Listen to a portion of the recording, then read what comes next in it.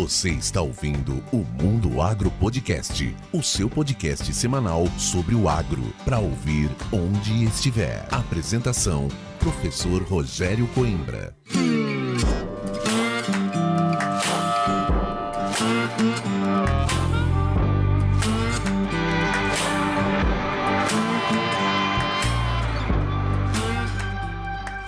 Começa agora mais um episódio do Mundo Agro Podcast, o seu podcast semanal sobre o agro para ouvir onde estiver e quando quiser.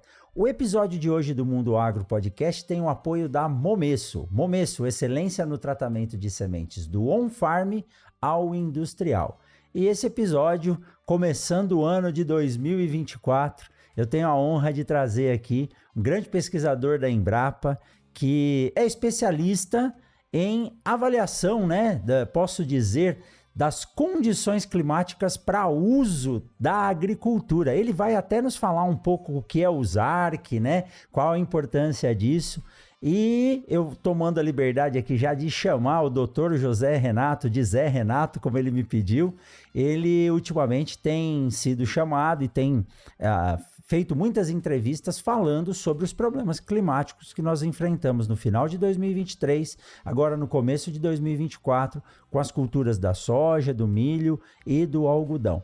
Dr. José Renato é engenheiro agrônomo formado pela UFPEL, com mestrado, doutorado e pós-doutorado, feito também na Universidade da Flórida, é pesquisador desde 1990 na Embrapa Soja, tem participação em diversos projetos, publicações, além de ações técnico-científicas voltadas à ecofisiologia da cultura da soja e outras coisas mais que ele vai nos contar. Convive aí como eu digo carinhosamente, com os meninos da semente aí em Londrina, e estamos ávidos para poder ouvir o que acontece nesses anos desafiadores, de clima extremo, que podem nos causar algum medo, mas para o lado da pesquisa nós podemos ver boas coisas como seleção de materiais mais resistentes ou coleta de dados que vão nos ajudar no futuro. Dr. José Renato, seja muito bem-vindo ao Mundo Agro Podcast. Nós que agradecemos muito a oportunidade de estar aqui conversando um pouco com vocês sobre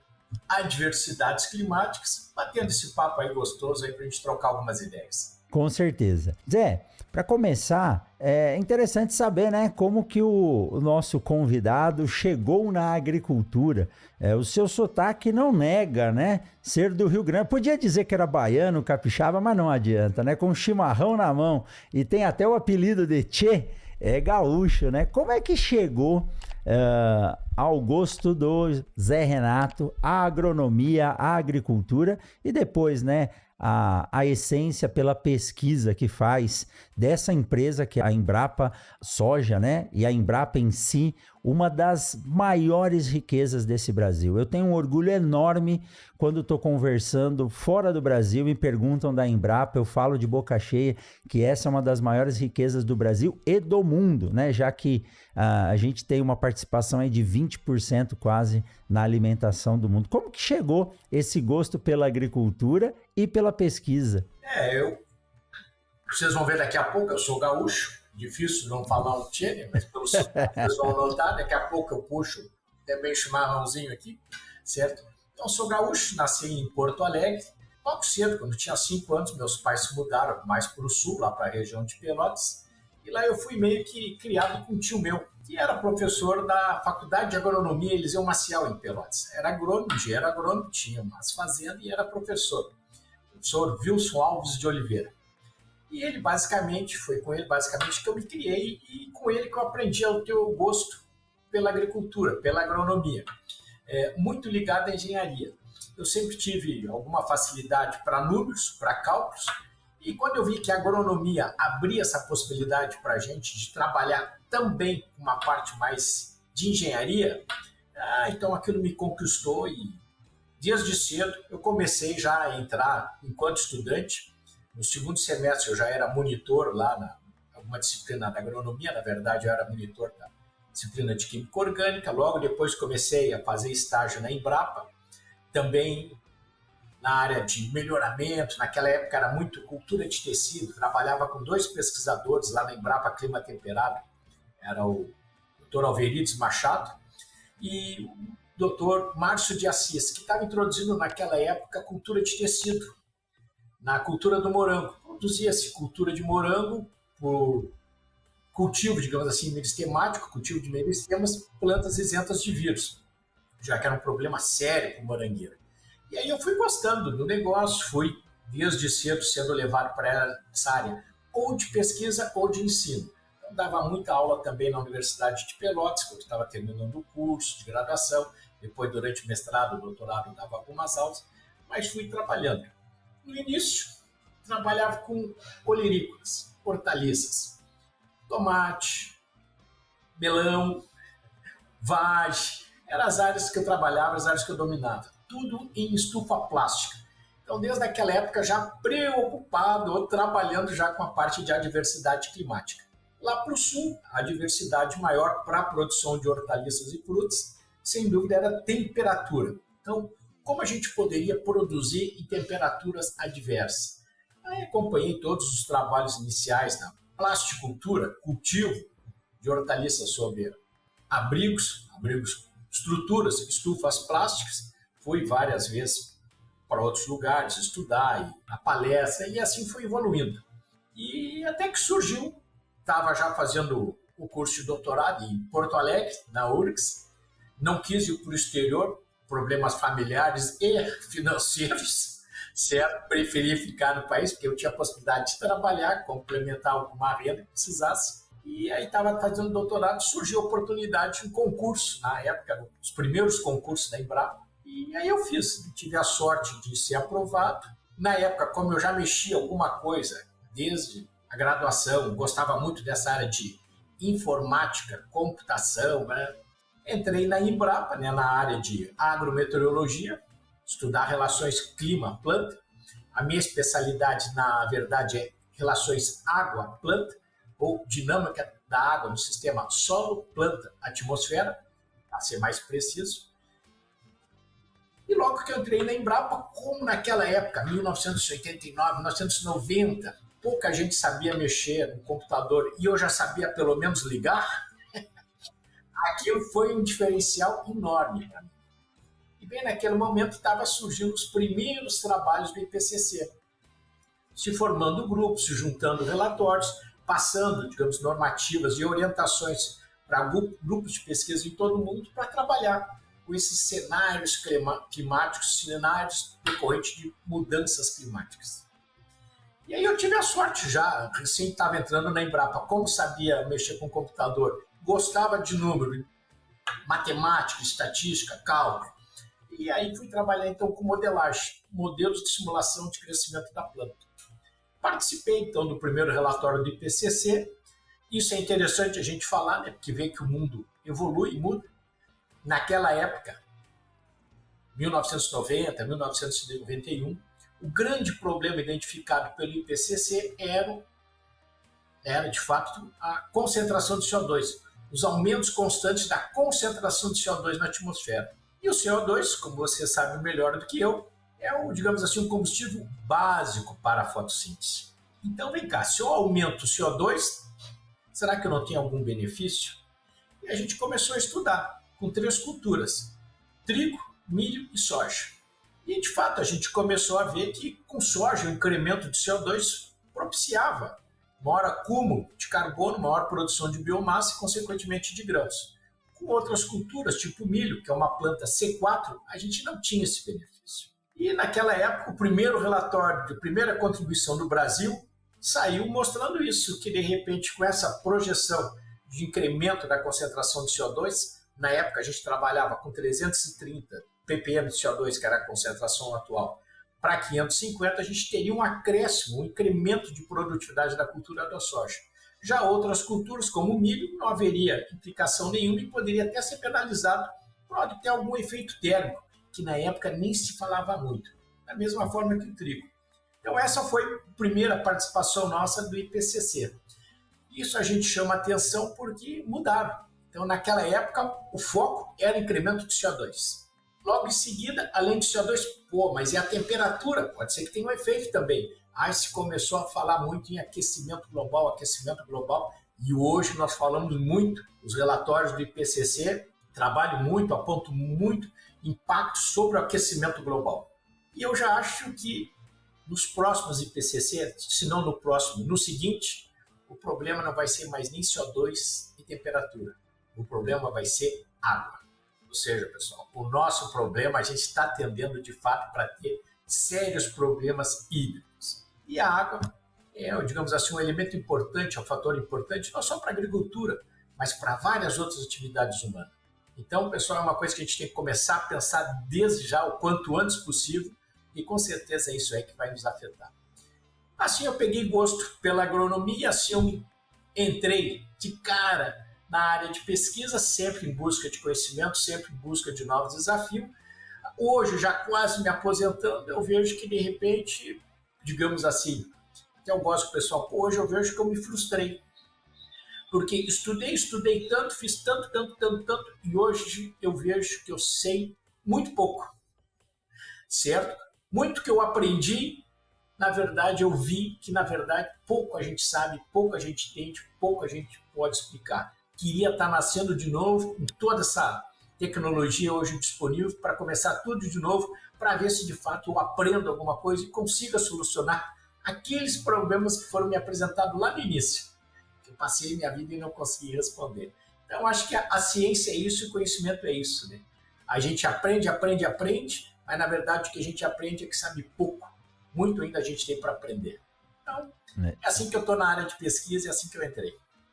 Que legal, que história bacana.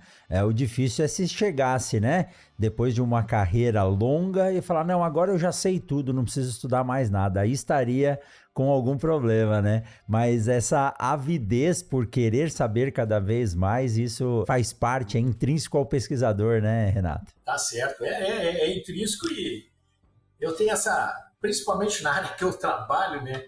Tem essa nítida sensação, puxa, ó, passei 34 anos trabalhando com água, com planta, puxa, e não consigo explicar isso. Não sei o que está acontecendo, não sei isso. É interessante. A gente adquire conhecimento, mas principalmente isso nos mostra que pouco a gente sabe, na verdade, para entender o mundo. Exato, as coisas são dinâmicas. E gostei de saber que no início o senhor trabalhou com hortaliças, e as hortaliças elas são muito interessantes para se entender da ecofisiologia, né? A maioria das vezes são ciclos que são curtos, elas respondem muito rápido às variações ambientais, térmicas ou à falta de água. Eu lembro na graduação quando um colega fechou de brincadeira uma torneira numa visita a uma estufa de produção de hortaliças e foram perdidos alguns pés de alface, né? Acho que a nossa professora nunca mais pôde voltar lá. Então é interessante. E trazer isso para grandes culturas, aí o ambiente não é mais tão controlado, a gente precisa entender um todo, e aí entram trabalhos que são mega trabalhos que a Embrapa tem condições de desenvolver e montou metodologias como o chamado ZARC, né, que é o Zoneamento Agrícola de Risco Climático. Eu até entrevistei aqui, acho que há mais de 2 anos, o Zolim, que faz parte também desse programa.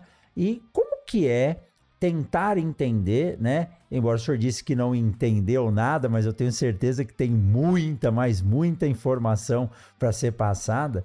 Como que é para uma grande cultura como soja, milho, algodão, sorgo, trigo, né, que é um cereal de inverno, se entender quais são as condições e, principalmente, fazer esse mapeamento, e aí entra a matemática, a estatística junto, que é a modelagem, para poder definir um padrão e fazer uma recomendação. Tá certo. Contar um pouquinho, então, do histórico do zoneamento.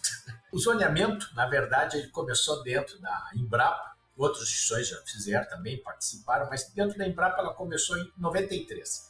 1993. A gente teve o Congresso de Agrometeorologia em Porto Alegre em 91. Não, em 93 mesmo, em 93. 91 foi em Viçosa, 93. Aí chegou lá, recente tinha entrado num grupo grande da Embrapa, um grupo de pesquisadores grande, que tinha sido os primeiros concursos, né? E esse grupo estava meio perdido. Aí chamaram num canto esse grupo, vem cá, nós da agrometeorologia, por que não vamos nos juntar? Por que não fizemos um trabalho grande? Pô, o problema climático é sério, a gente tem muitas perdas, o risco é grande. E aí a gente começou a conversar e gostamos da ideia. Aí alguns colegas gostaram do negócio e puxaram o tema. Eu fui um desses que puxou o tema, de tanto que eu gostei da ideia, né? Trabalhava com estufa plástica e dentro da estufa produção de hortaliça é bem o que você falou, né? O clima é decisivo, não pode errar, errou, se perde ali o cultivo, e ali é um cultivo de alto valor agregado, em pequena área você tem muita rentabilidade. Então, o manejo é crucial. E eu gostei da ideia. Eu escrevi uma proposta, tudo dentro da Embrapa. Na verdade, naquele momento eram 4 pesquisadores de cultura, mais um pesquisador da área de recursos. Fizemos uma proposta e começamos a trabalhar. Não foi fácil no início, pensando o que a gente consideraria, como é que avaliaria os riscos, e a gente procurou limitar, então, os riscos para as grandes culturas. Culturas de verão era fácil. Cultura de verão, grãos de verão, o risco maior seria a água. Bom, vamos começar por aí. Então começamos a formatar toda a ideia para trabalhar com água. Mas a ideia começou a ficar tão boa que um dia a gente resolveu, vamos ver se alguém compra, a ideia nos ajuda, porque instituição pública como Embrapa, universidade, estão sempre mal das pernas na parte financeira. E ciência se precisa de dinheiro, se precisa de investimento. Então a gente começou a conversar até que se conseguiu uma oportunidade de mostrar isso para o ministro. O ministro na época era o Zé do Chapéu, José Andrade Vieira. Ele olhou aquilo, ele gostou, porque ele era banqueiro. Então ele viu a problemática toda que tinha no financiamento de lavouras, a perda que dava quando ocorria algum sinistro, algum evento climático adverso, o prejuízo para o banco e para o produtor. Ele gostou da ideia e disse, gostei, vou bancar isso daí. Poxa, foi uma alegria enorme, né? Aí começamos a fazer reunião com o Ministério da Agricultura, com o Conselho Monetário Nacional, para definir as regras do zoneamento, e assim que começou o trabalho. Então, no início, se trabalhou muito com água, não era fácil na década de 90, meados da década de 90, não se tinha muita informação, certo? A gente tinha uma rede experimental, mas não cobria todo o território nacional. Até hoje a gente não cobre.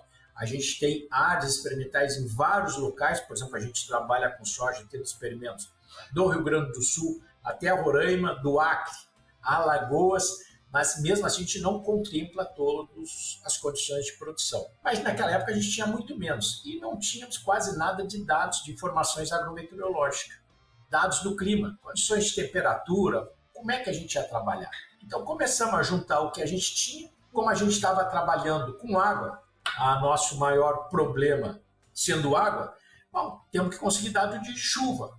Aí começamos a correr de um lado para outro e a gente viu que, na verdade, na época tinha a Agência Nacional de Águas e Energia Elétrica, a água era importante também para a produção de energia elétrica. E havia o monitoramento do volume de chuva justamente para controlar o nível de rios para a produção de energia.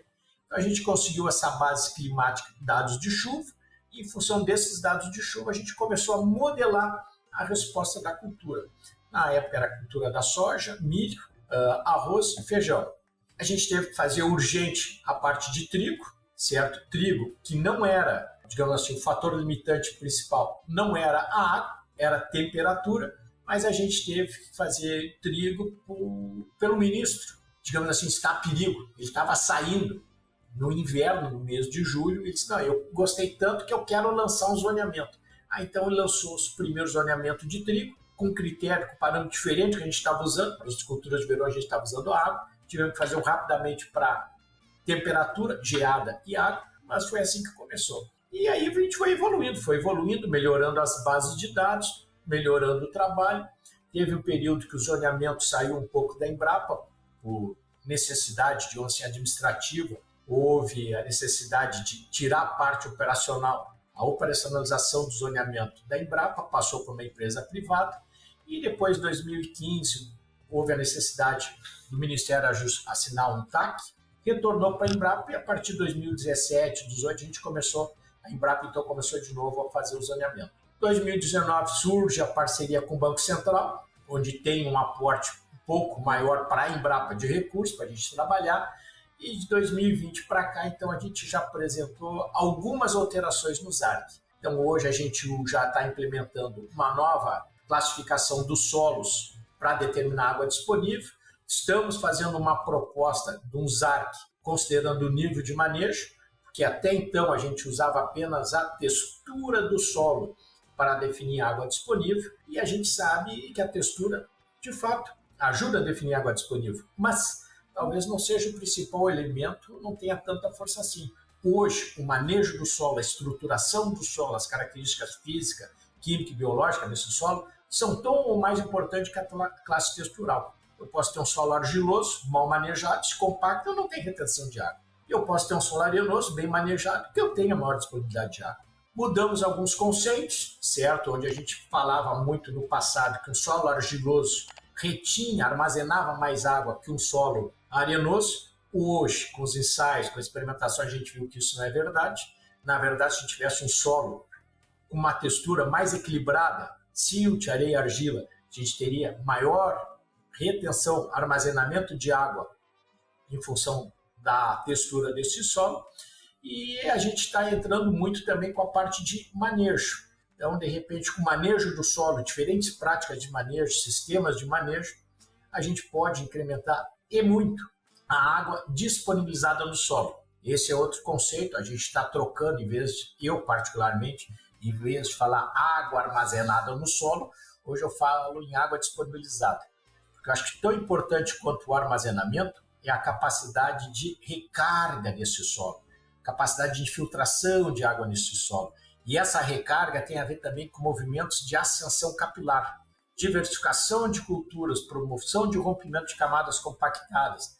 As raízes dessas plantas que morrem, deixa aqueles canalículos, a gente tem continuidade dos poros e aí a gente consegue ter também movimentos de ascensão capilar de água, movimentos horizontais, coisas que até há pouco tempo atrás a gente considerava desprezíveis num modelo de balanço hídrico. Então, assim que foi a evolução do ZARC, todo ele feito em modelagem, porque a gente não tem condições de instalar experimentos em todas as condições de produção, então a gente ajusta, calibra os modelos para aqueles ambientes, para aquela situação que a gente tem os dados, que a gente tem informação, e para aquelas outras a gente estima, então, por modelagem, qual seria o comportamento. Então, isso aí me ajudou muito, que era matemática, era modelagem, era o que eu gostava. E assim eu entrei nessa área. Que maravilha, né? E é um projeto que realmente ele demandava o apoio do governo, porque algumas pesquisas elas podem custar 1 milhão ou 10 milhões de reais, mas o resultado dela vai ser muito impactante para a sociedade.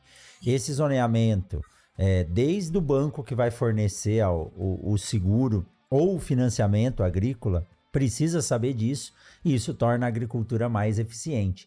E é praticamente um curso de agronomia falar sobre isso, você conseguiu resumir muito bem a relação entre necessidade de um sistema de manejo adequado, quais culturas estão sendo utilizadas, a rotação de cultura. Então não é só o clima em si, se está quente, se está frio, se vai chover ou não, é o ambiente como um todo. E lá no curso de agronomia a gente não gosta da aula de ecologia de sistemas, e é o que mais se depende para poder fazer uma boa cultura, né? Isso.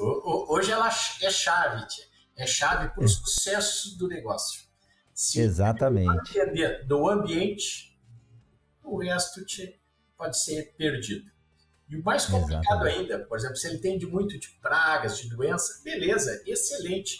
Hoje ele pode controlar uma praga, pode controlar uma doença, pode controlar uma deficiência nutricional. Com a aplicação dos diversos produtos que a gente tem aí hoje no mercado, cada dia surgindo mais. Mas faltou chuva, o que ele faz?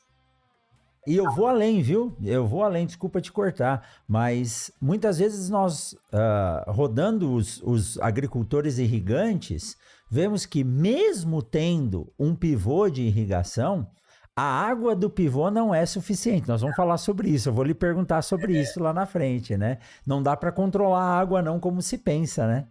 Não dá para controlar. E sem contar que hoje menos de 5% da área plantada de soja é irrigada. Irrigada geralmente para a produção de semente, para aquelas ações mais rentáveis. Então é difícil. Então a gente controla lá, posso escolher a melhor genética, fazer o melhor trato cultural, o melhor manejo fitossanitário, mas faltou água, eu faço o quê?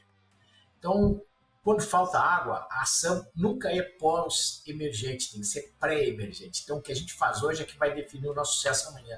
Então, tem que conhecer muito, e muito mesmo, a parte de ecologia, a parte ambiental. É o sistema como um todo.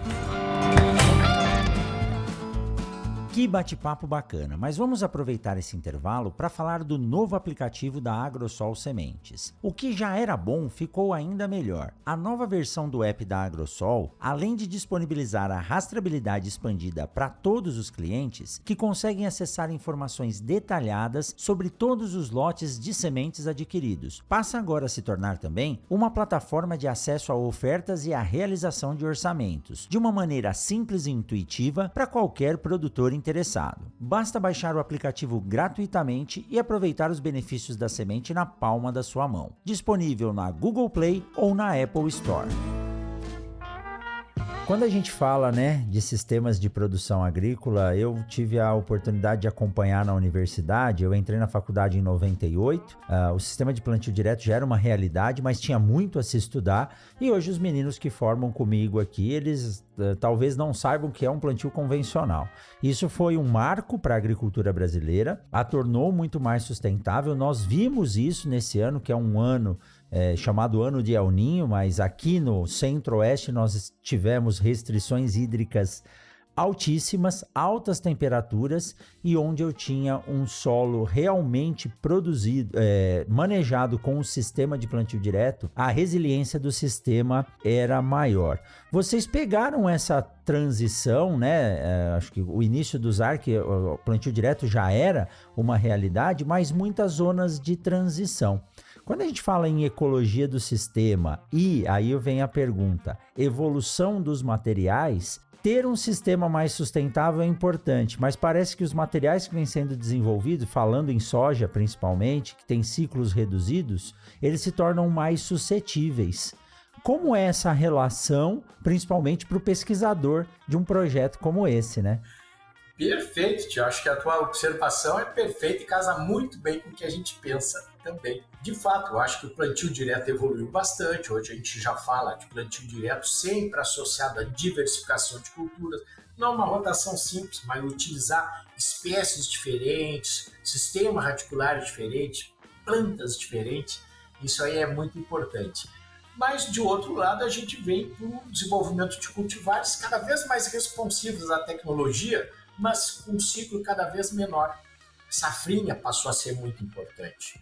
Houve essa demanda por materiais de soja cada vez com um ciclo menor. Não só de soja, de milho também, algodão também, para fazer a safra e a safrinha.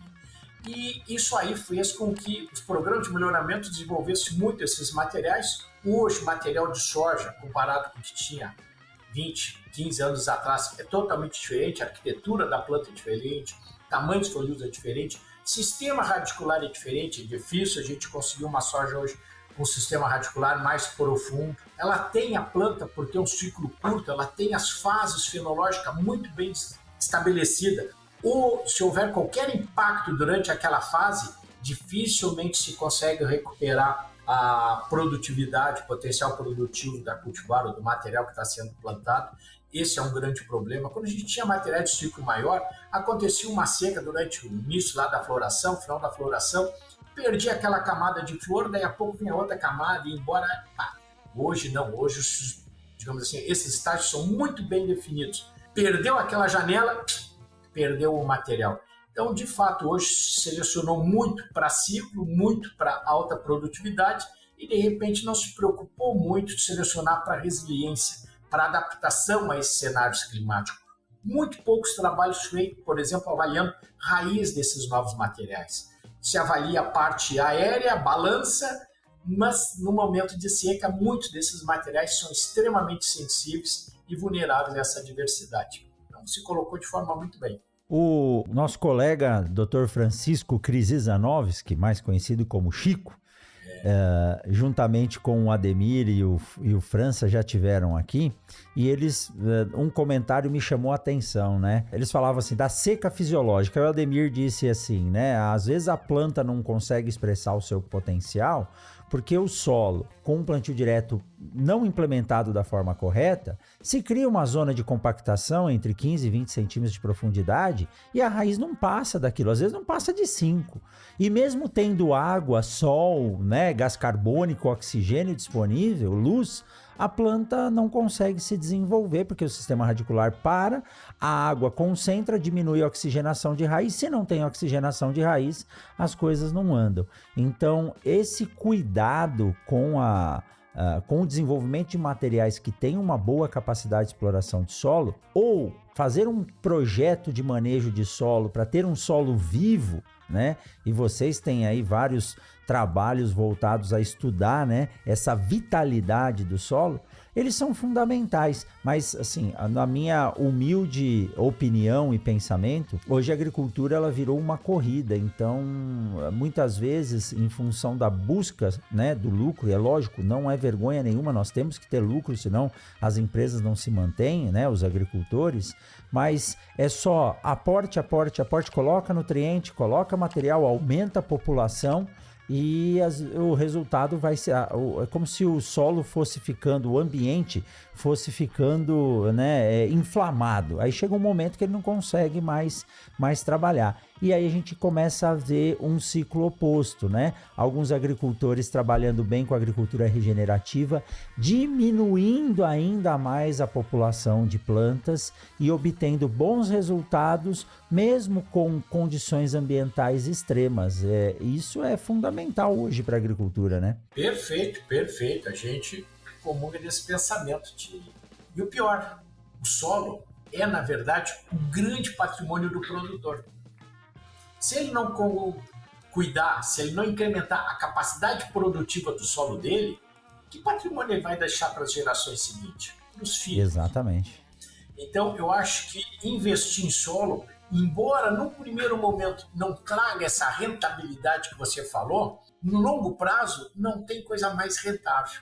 Ele garantir o sucesso da exploração do negócio dele para gerações futuras. É o patrimônio do indivíduo, é o solo, aquilo ali é uma riqueza enorme. Tudo que ele está fazendo hoje, amanhã, vai ser importante para daqui a 5, 10, 15 anos. Não cuidou do solo, criou a compactação, ele vai levar 3, 4, 8, 10, 12 anos para destruir aquilo ali, dependendo do nível. Então, é o patrimônio do indivíduo, é o patrimônio da empresa, é o patrimônio da família. Ele deveria de cuidar melhor aquilo.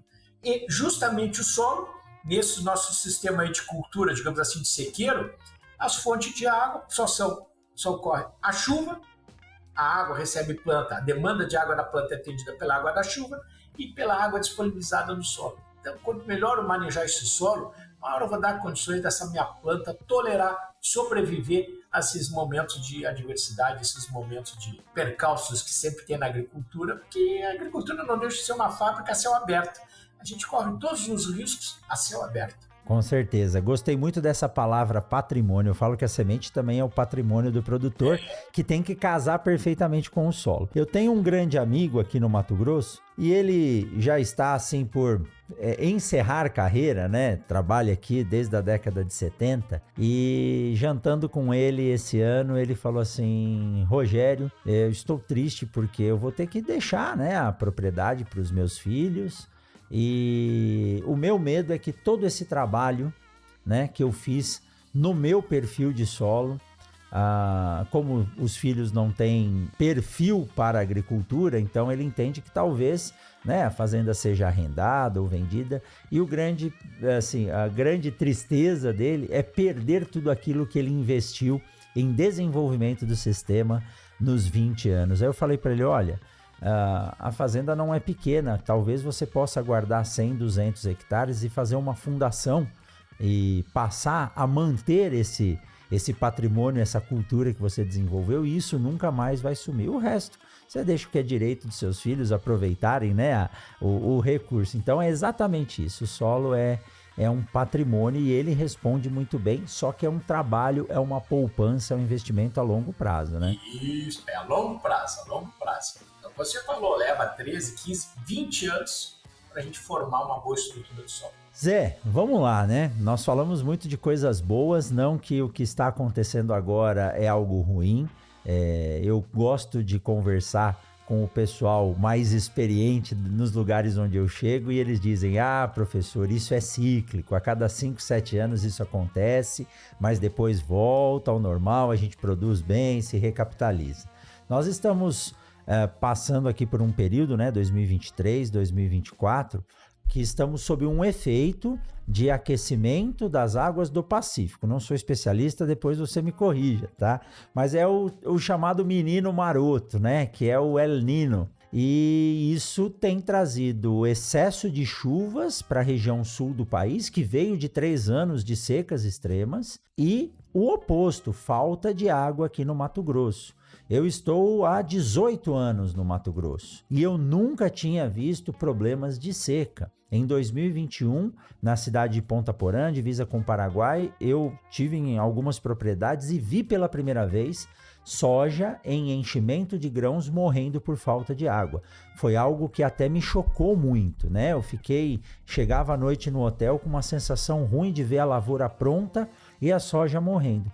E esse ano nós chegamos a ver isso aqui no Mato Grosso. É lógico que final de novembro, dezembro, voltou a chover, né? Mas tivemos perdas e não foi fácil. Lavouras replantadas, replantadas e muitas vezes sem poder produzir a soja. Nos explica um pouco o que é esse fenômeno e se há possibilidade de se enfrentar isso com os recursos que nós temos. E qual a técnica para enfrentar? Não plantar, né?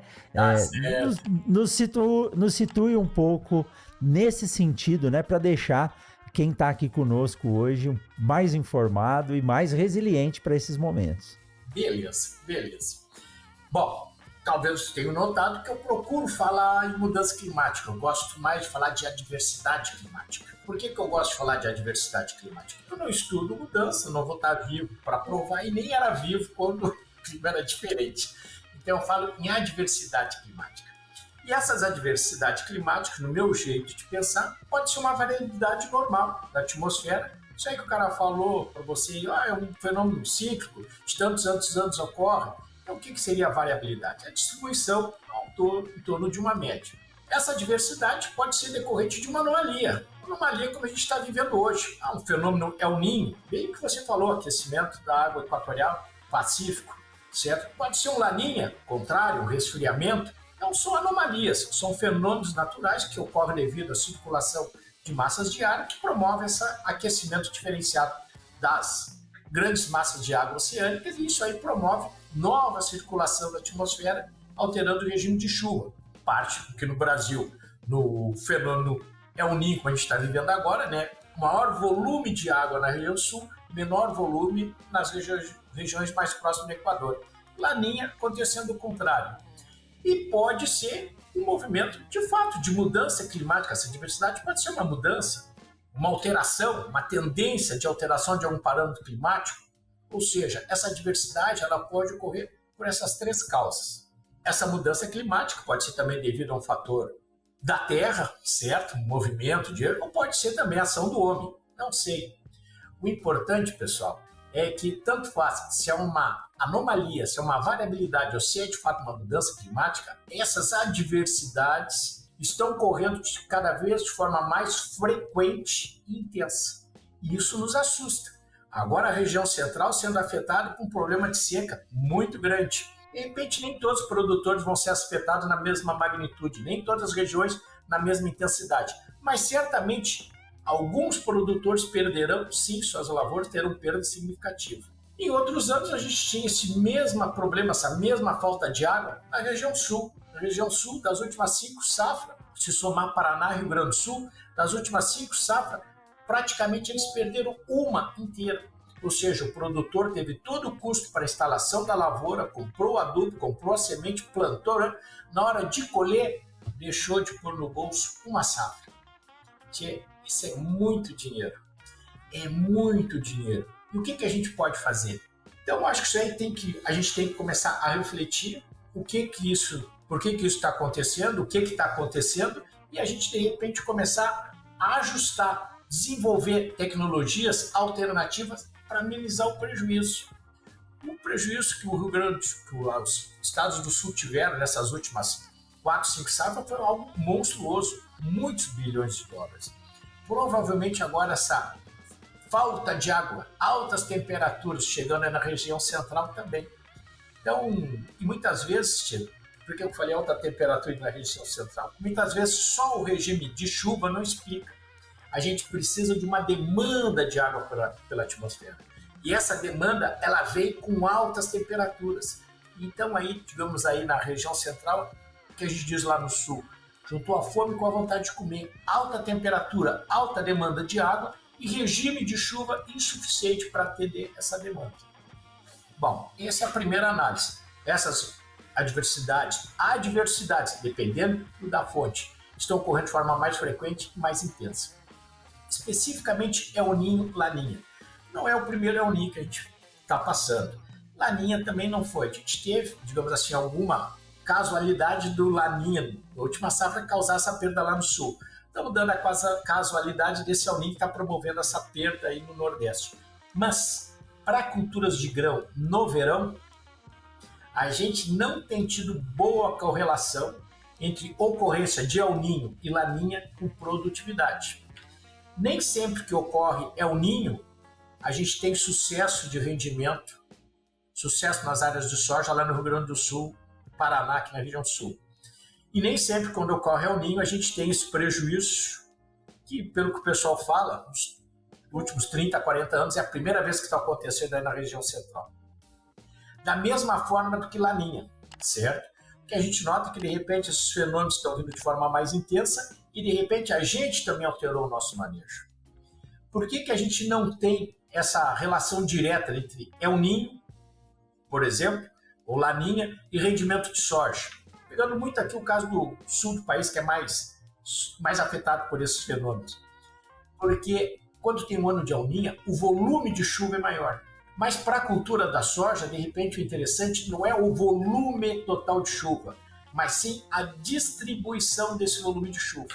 Então acontece como está acontecendo agora. Chove um monte, está chovendo um monte lá no Rio Grande do Sul, chuva de balde, como a gente chama, certo? Mas de repente vem essa chuva de balde, para, o indivíduo semeia, pá, vem uma chuvinha ali depois, a planta vai emergir, entra lá em floração e falta água por 10 dias. Com alta radiação, alta temperatura, a planta tem prejuízo. A planta prejudica seu metabolismo e vai ter quebra de rendimento. Então não adiantou ter chovido tudo numa época, num mês, numa semana, e passar 2, 3 semanas sem chuva.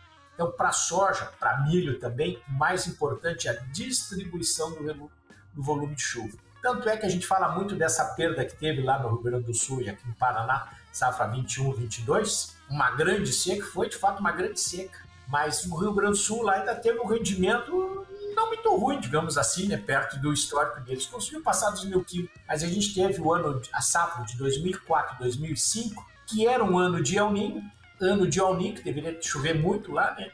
Foi, na verdade, a maior perda, onde lá no Rio Grande do Sul, o rendimento médio de soja no estado do Rio Grande do Sul ficou abaixo de 700 quilos. Então, a gente não tem uma boa correlação com El Niño e Laninha. O que a gente está observando é o seguinte, pessoal, esses fenômenos, essas adversidades estão ocorrendo de uma forma cada vez mais frequente e mais intensa. Secas na região central, a gente já estava monitorando e já estava observando. Sul de Goiás, Triângulo Mineiro, algumas áreas no Mato Grosso.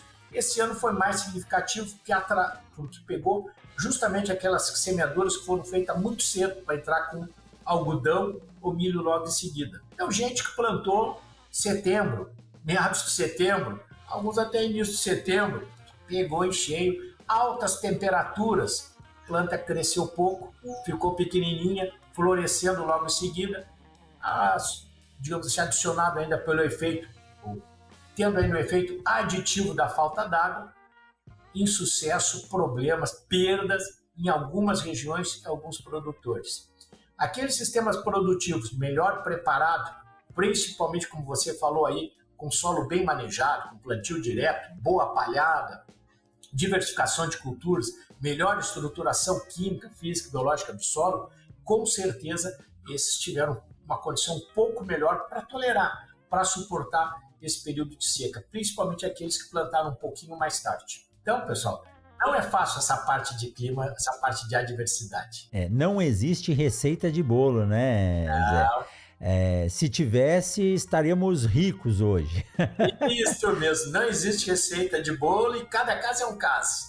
Cada caso é um caso. Específica para cada indivíduo. Mas uma coisa que eu percebo é que é muito difícil dizer isso para o produtor, principalmente para aquele produtor de sistemas sequenciais, que é o que acontece aqui em Mato Grosso do Sul, Goiás, São Paulo, Paraná.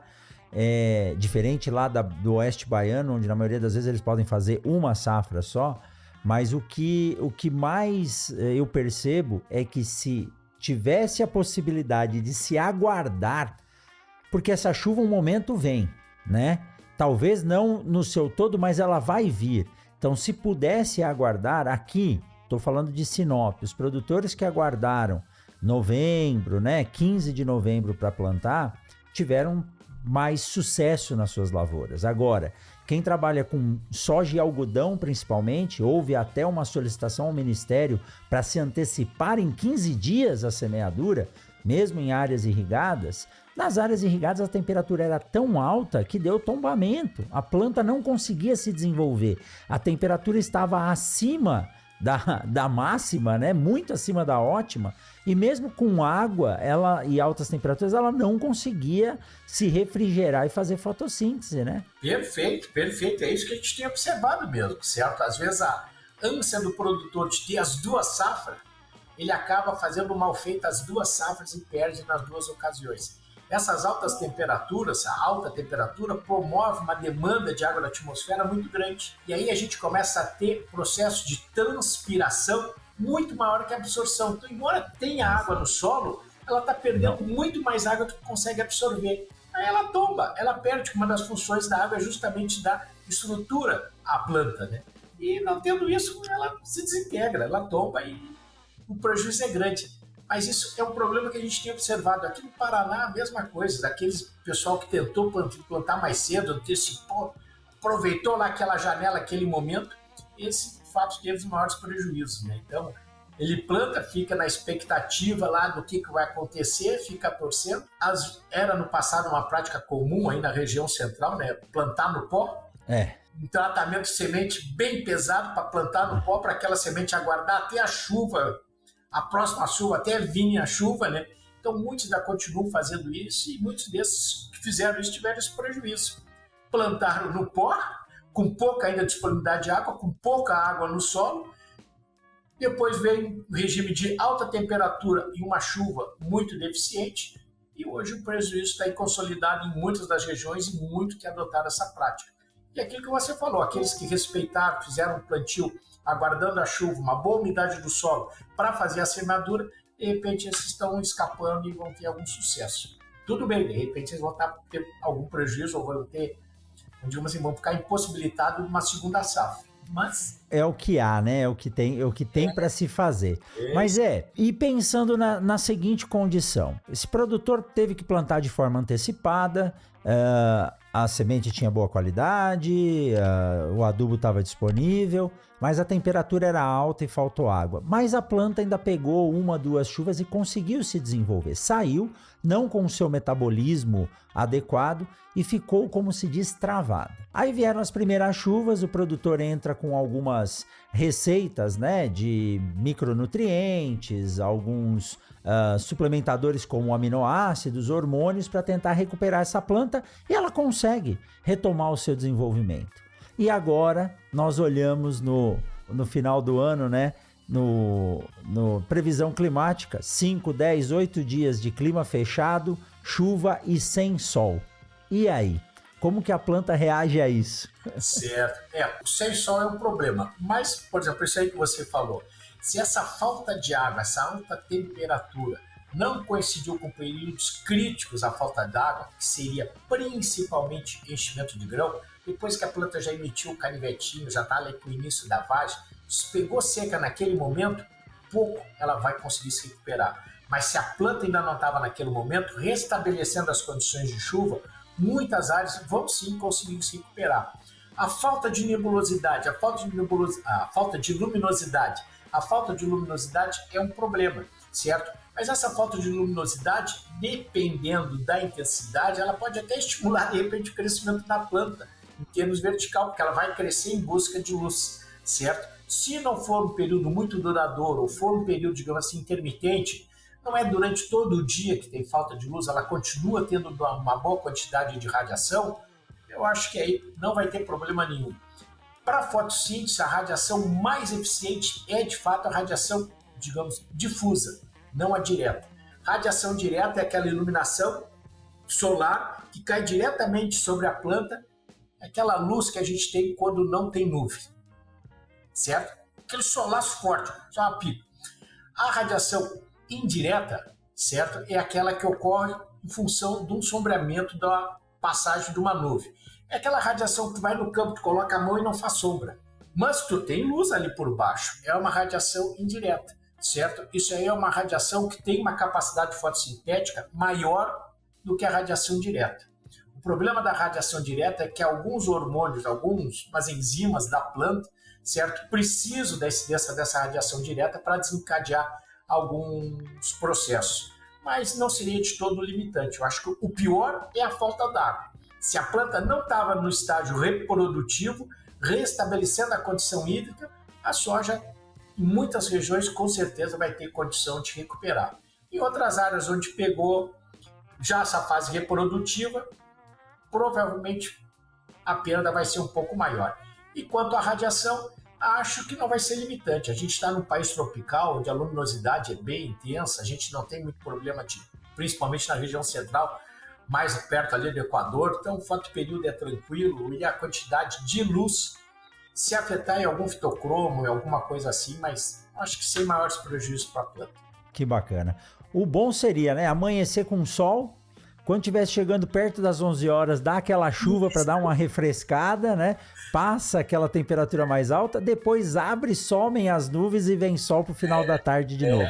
Mas como a gente não consegue, né, mandar esse e-mail pro São Pedro fazer isso, e aí ele fica um pouco louco, porque um tá pedindo para chover, o outro tá pedindo para fazer sol para colher, ele tem que atender todo mundo, né? Que joia. Isso aí mesmo, né? Sol de manhã e à tarde pode nublar lá e cair uma aguinha lá em cima e a planta vai gostar. Exato. Mas deixa eu lhe fazer uma pergunta, que sempre é uma curiosidade, né? O Brasil, ele difere um pouco não, muito, né? Do continente vizinho que foi separado, que é a África, em função da Cordilheira dos Andes. Então, chove no Mato Grosso e aquela chuva que é a garoa de São Paulo, ela só ocorre em função dessa massa de ar que desce, né? Beirando os Andes e vem trazer a chuva para nós até aqui. Como que essas variações climáticas, né? O aquecimento da água lá do Pacífico, ele na verdade ele não tira a umidade da Amazônia, ele afeta, né, os chamados rios aéreos aí, a sua movimentação, é isso? Ele afeta, na verdade, a circulação atmosfera, a circulação de ar na atmosfera, certo? É isso que é afetado. Então esse movimento de ar vai promover a alteração, digamos assim, da rota desses rios aéreos. Vão criar zonas de maior ou de menor pressão, de baixa pressão, de alta pressão, e essas regiões criadas em função da alteração do regime térmico vão promover o deslocamento de massas de ar em sentidos diferentes do habitual. E promovendo esse deslocamento, eles vão carregar junto as massas de vapor d'água, os rios aéreos. E é aí que a gente tem toda essa variabilidade, então, no regime de chuva. Mas é isso aí basicamente que ocorre. Ocorre a alteração da circulação atmosférica. Perfeito. Então, eu puxei essa pergunta porque vocês trabalham com modelagem matemática. A gente sabe que a agroclimatologia, né, tem se tornado cada vez mais precisa. Então, nós conseguimos ter, com um certo tempo, uma previsibilidade disso e o agricultor, o sistema, a cadeia, pode se preparar e talvez esse ano seja um ano para condicionar solo, plantar uma planta de cobertura, né? Fazer uma rotação no seu talhão, aquele principalmente que tem mais areia, que não tem tanta retenção de água, para se preparar para os próximos anos. Então, eu acho que a ciência, a tecnologia, a comunicação e a informação é isso, né? Fazer com que o agricultor possa se preparar e transformar um defeito numa solução para o futuro, né? A gente precisa realmente que as pessoas entendam isso. Tá certo, perfeito, perfeito. Eu acho que é isso aí mesmo, é entender. Evoluiu muito essa parte sinótica, a parte de previsão climática. no Brasil e no mundo. Mas ainda a gente, por exemplo, já 2, 3 meses antes de correr, já estava prevendo, vai ter o El Niño, vai ter o Laninha, né? A gente consegue fazer isso. O problema todo é quando se falam assim, 3, 4 meses, 6 meses antes vai ter o El Niño, muitas vezes eu não tenho mais tempo de mexer no meu solo. Eu não tenho mais tempo de promover uma boa estruturação daquele solo. Então, acho que, antes de tudo, o produtor que busca uma resiliência, que busca, de repente, manter a capacidade produtiva e rentável do seu sistema de produção, ele tem que começar a investir o quanto antes em ações, em atividades que permitam a ele, permitam à cultura dele ter essa maior capacidade de tolerar essas adversidades climáticas. E são ações, como a gente falou, às vezes levam 5, 6, 10, 15 anos, dependendo da região, dependendo da condição do solo. Então, pessoal, acho que o que o produtor tem que estar atento é o seguinte: vem cá, safras anteriores o Rio Grande do Sul perdeu, agora nós estamos perdendo, isso aí está cada vez sendo mais frequente. Isso aqui nunca tinha acontecido no Mato Grosso, está acontecendo agora. Será que vai ser a primeira e última vez? Ou será que esse cenário de repente está acontecendo mesmo, está tendo mudança? Ou se ele começar a pôr na ponta do lápis, ele vai ver que algumas regiões do Mato Grosso, da região central, já sofreram alguns pequenos veranitos, algumas pequenas deficiências hídricas no passado. E aí, em função disso, de repente, eu não posso fazer nada em 3, 6 meses antes, eu não posso. Mas 2, 3, 4, 5 anos eu posso. Por que não começa hoje, de repente, a investir nessa maior sustentabilidade do sistema produtivo dele? Na maior condição do solo, na melhor condição do solo. Ele vai gastar, mas é um patrimônio, é o patrimônio dele, é o principal patrimônio dele. Eu acho que investir no próprio patrimônio nunca é prejuízo, sempre é lucro. Se ele não ganha hoje, ele vai ganhar no futuro, certo? Então ele busca renda. É isso que o produtor quer e todos nós precisamos de renda. Então investe agora, é um investimento que ele vai fazer no principal patrimônio dele. Então, pessoal. Adorei essa frase. Essa vai para a capa do episódio, né? Investir no próprio patrimônio não é custo, é rendimento, viu? Muito bom, é isso mesmo, é isso mesmo. Siga o Mundo Agro Podcast nas redes sociais: Instagram, Facebook e Twitter, @Mundo Agro Podcast. Doutor José Renato Farias, mais conhecido como Tchê Zé Renato. Adorei conversar, não vi o tempo passar, a sua forma de comunicação é extremamente leve e fácil entendimento. Tenho certeza que quem está conosco aqui, ou pelo feed, ou pelo YouTube, ficou fascinado também. Dr. José Renato tem uma página na Embrapa, eu vou colocar ela aqui, tem vários vídeos dele falando sobre esses assuntos. Tem um e-mail dele, né, que é joserenato.farias@embrapa.br. Quem quiser pode mandar, tenho certeza que ele vai ter o maior prazer em responder. E, novamente, né, eu tenho um carinho muito grande pela Embrapa. A Embrapa sempre teve uma série, um espaço dedicado aqui dentro do podcast, porque hoje nós estamos aqui nesse patamar. Olha quanto conhecimento, quanta informação gerada, e isso a gente deve a vocês, né? Pesquisadores, técnicos, todos os times da Embrapa que não poupam esforços, né, para poder correr atrás, entender o que acontece e tornar o Brasil um dos países de ponta na produção de alimentos. Dr. José Renato, muitíssimo obrigado.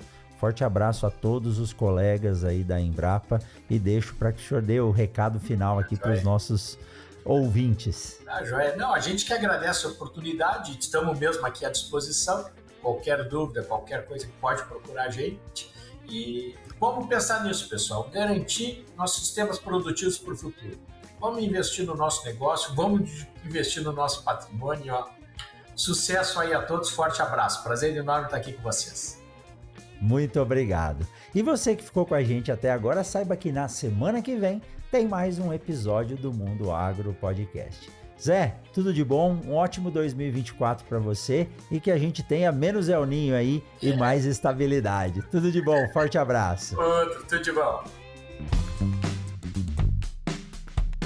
Você acabou de ouvir o Mundo Agro Podcast, o podcast semanal sobre o agro disponível na sua plataforma de áudio preferida e agora também no YouTube. Siga o podcast no Spotify ou na Amazon, assine no Apple Podcasts, se inscreva no Castbox e favorite na Deezer. Assim você receberá uma notificação a cada novo episódio publicado. Eu sou o professor Rogério Coimbra e encontro você na semana que vem em mais um episódio do Mundo Agro Podcast.